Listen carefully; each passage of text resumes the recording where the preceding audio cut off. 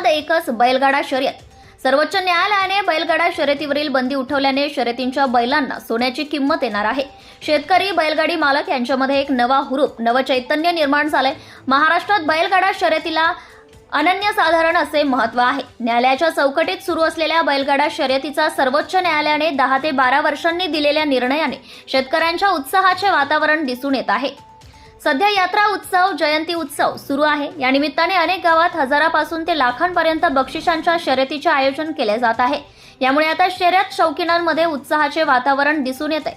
शिवाय शेतकरी, बैलगाडी धारक बैलजोड्या तयार करण्यात चांगल्या तयारीत असल्याचं मुंडगावमध्ये दिसून येत आहे। यामुळे पुन्हा बैलांना सोन्याचा भाव मिळत असल्याचं सध्या तरी चित्र आहे।